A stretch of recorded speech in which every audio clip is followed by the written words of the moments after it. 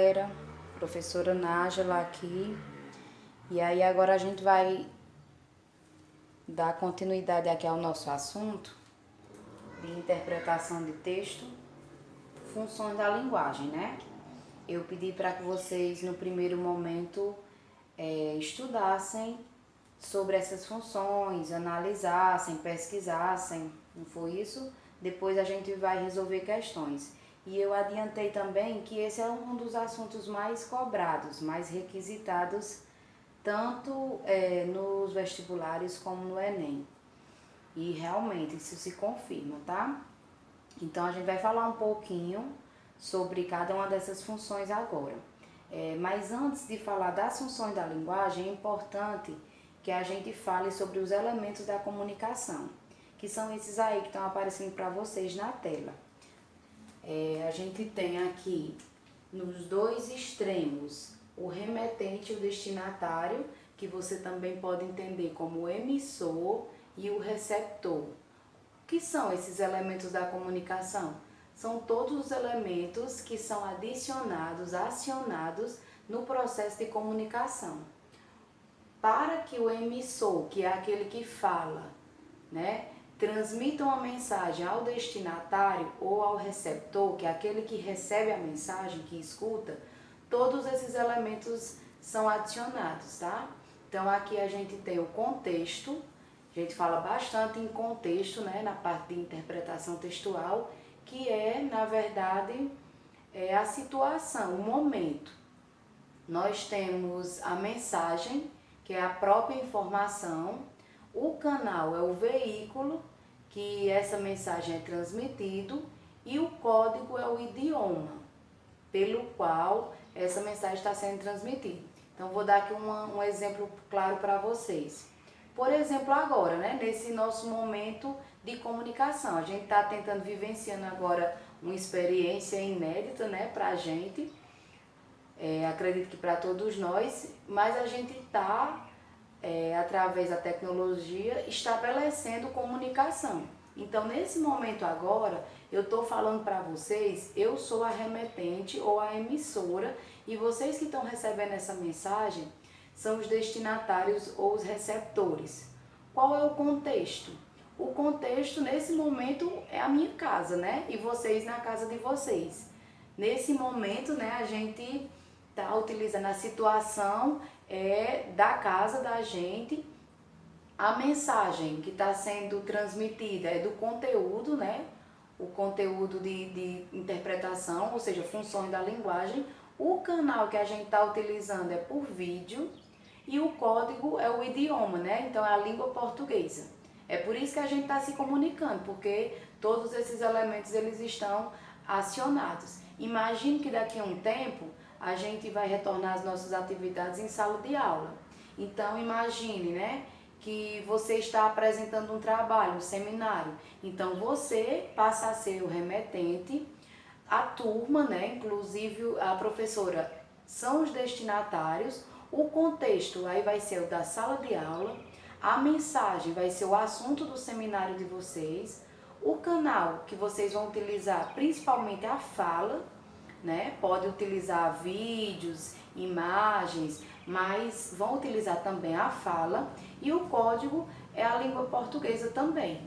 Esse código só vai mudar, imagine uma outra situação, você num cursinho de idiomas, um cursinho de inglês, né? Então, aí vocês vão percebendo que de acordo com que esse contexto vai mudando, a situação vai mudando, todos esses elementos vão mudando também.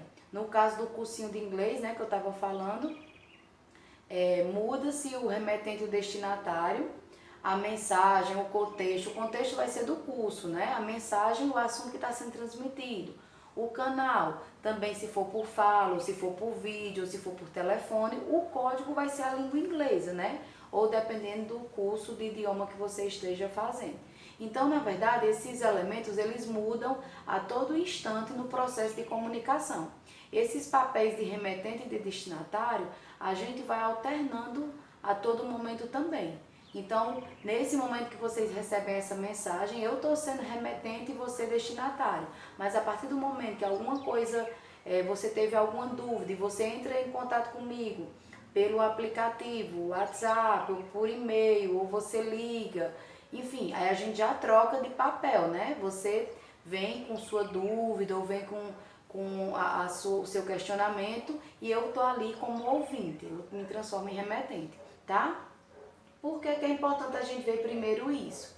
Aqui estão as funções da linguagem e essas funções da linguagem, elas estão atreladas a esses elementos da comunicação, né? Então aqui nós temos as 6 funções: função emotiva, função conativa, referencial, poética, fática e metalinguística.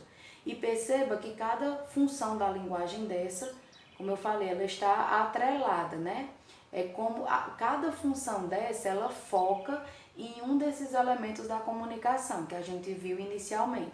Por exemplo, a função emotiva, que é aquela em que o autor do texto ou o eu lírico, enfim, ele foca nas suas emoções. Então, o foco nos seus sentimentos, o foco dessa função emotiva, o foco é no emissor. Enquanto que na função conativa, que é aquela função que visa convencer o interlocutor, então o foco dessa função é no receptor, é no destinatário, tá? E assim por diante, ó, a função referencial, o foco é no contexto, né? É no referente. A função poética, o foco é na mensagem, na própria informação. A função fática, o foco é no canal. E a função metalinguística, o foco é no código, tá? Aqui tem, nesse próximo slide, um mapa mental, explicando um pouco mais sobre cada uma dessas funções. Então, vamos ver aqui a partir da função emotiva ou expressiva. A gente já viu, né, que essa função, ela foca no emissor. É por isso que a maioria desses textos, eles vão aparecer em primeira pessoa, realmente. É uma linguagem subjetiva também, porque a preocupação maior desse texto aqui é com o eu. Então, imagine exemplos de textos, né? Que foi o que eu pedi lá no exercício de vocês. Exemplos de texto que tem a função emotiva ou a função expressiva. Por exemplo, um diário, a página de um diário. Por exemplo, um relato pessoal. Todos esses textos a gente pode observar essas características aqui, né? Primeira pessoa, linguagem subjetiva, preocupação com o eu. Num diário, num relato pessoal, você coloca ali as suas experiências, as suas emoções.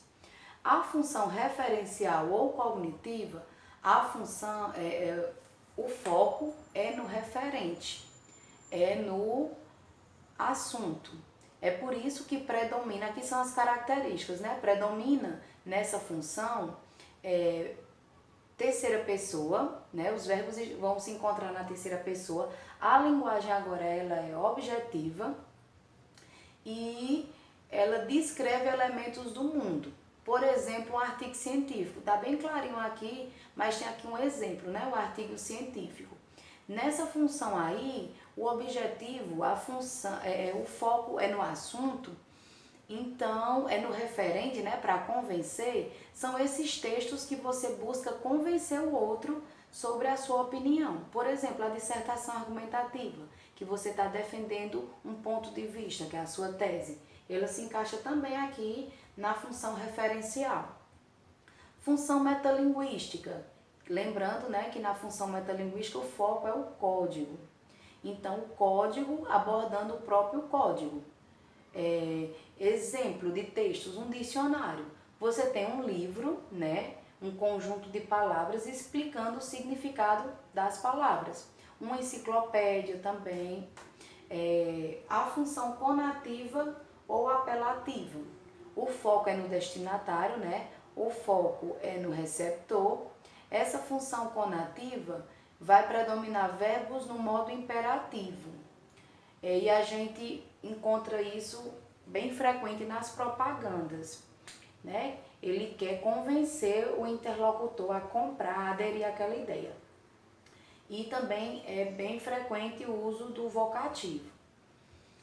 A função poética, que tem como foco a mensagem, né, o próprio texto. É muito frequente encontrar figuras de linguagem, E uma característica também é a subjetividade, tá? Poemas, né? Letras de música, onde o próprio, o mais importante ali naquele texto é a mensagem que está sendo transmitida. A função fática, que tem como foco o canal, ele tem o objetivo de testar a comunicação. É muito comum no discurso direto, né, que a gente estudou recentemente, e exemplos, né, da função da linguagem fática. Um diálogo, por exemplo, uma ligação telefônica, quando você diz alô e espera a resposta do outro lado, justamente você está querendo testar o canal, né? Se a pessoa está ouvindo, se ela vai interagir com você. Então, aqui é um resumozinho, né, daquilo que eu pedi a vocês sobre as funções da linguagem, um pouquinho, características sobre cada uma delas, o foco em relação ao elemento de comunicação, o foco de cada uma delas e exemplos em textos. Uma coisa muito importante que eu queria destacar para vocês nesse momento é que, como é que esse assunto é cobrado, já que eu destaquei, né, que é um dos assuntos mais cobrados no Enem e no vestibular. Como é que esse assunto é cobrado? Esse assunto é cobrado na identificação da função, justamente em você ler um texto e saber qual a função que tem ali. Aí algo muito importante. Ah, professora, então eu falei, por exemplo, de diário aqui na função emotiva. Quando eu ver um diário, eu já sei que ali é a função emotiva. Não, necessariamente. É importante aí onde entra a sua habilidade de interpretação, até porque nos textos pode e geralmente aparecem algumas funções da linguagem. Se não é só uma função que aparece num texto. Em um mesmo texto pode aparecer duas ou mais, várias funções da linguagem. E aí, como é que a gente vai saber, né? Como é que a gente vai saber qual a função que aparece ali para a gente marcar lá na nossa questão? Interessa saber qual a função que predomina. Então, no mesmo texto, pode aparecer várias funções da linguagem, de repente todas, no mesmo texto. Agora, através da sua habilidade de interpretação, você deve perceber o que é que predomina ali. É a função emotiva? É a função referencial? E assim por diante, tá? Então, a partir disso que eu falei, né, nós temos aqui um exemplo de um texto. Aqui é uma propaganda. Talvez não esteja tão legível o texto, mas dá para vocês acompanharem, ó. Aqui tem a Cine Sky, pacote a partir de R$ 79,90 com 96 canais. Adesão e instalação do equipamento grátis. 50% de desconto na primeira mensalidade para pagamento no cartão de crédito. Aproveite. E aqui, né, consulte aqui as vantagens dos nossos pacotes. Então, aqui é típico do texto publicitário, uma propaganda, né? Um texto publicitário. Observe aqui que nós temos o verbo no imperativo, né? Aproveite. Todo esse texto ele é formulado, todas as estratégias, né? Aqui o valor em destaque, né? Os símbolos, né? Utilizando até recursos de desenhos animados para atrair mais atenção. O produto em si também aqui mais destacado, né? Tudo que ele disponibiliza e as vantagens está sempre em destaque, a questão das cores também. Tudo isso no sentido de convencer o público, né, o telespectador, a aderir a comprar o produto. Então aqui a gente tem um exemplo claro da função conativa, né, aquela que busca convencer o público. Essa daqui é simples, né, até de perceber. Aqui eu tenho outro texto, que pela estrutura, ali é o autor do texto, né, ali em cima, Tristan Tzara, e pela estrutura você percebe que se trata de um poema. Então você pode inicialmente ser levado a pensar que aqui trata-se da função poética. Será? Vamos ler o texto. Diz assim, ó, pegue um jornal, pegue uma receita, pegue uma tesoura. Escolha no jornal um artigo com o comprimento que pensa dar ao seu poema. Recorte o artigo. Depois, recorte cuidadosamente todas as palavras que formam o artigo e meta-as num saco. Agite suavemente. Seguidamente, tire os recortes um por um.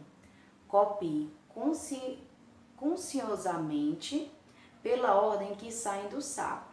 O poema será parecido consigo e pronto. Será um escritor infinitamente original e de uma adorável sensibilidade, embora incompreendido pelo vulgo.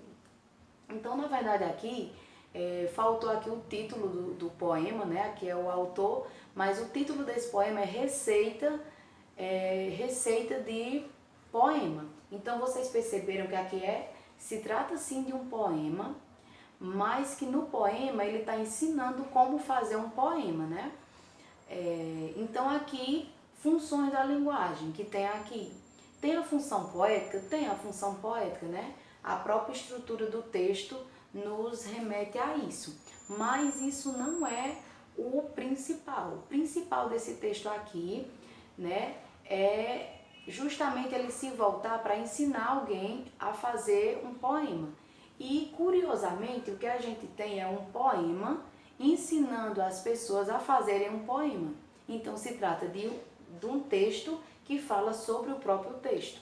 Então, nós temos aqui, por exemplo, né, no comando da questão, se pedisse para você assinalar a alternativa em que traga a função da linguagem que predomina, que esse é o grande X da questão desse assunto, né? Perceber qual a função de linguagem que predomina, já que no mesmo texto podem vir várias funções da linguagem. Então, nesse caso aqui, seria importante você perceber que aqui nós temos a função poética, mas que o que predomina é a função metalinguística, já que o texto, né, é um poema que explica o próprio poema.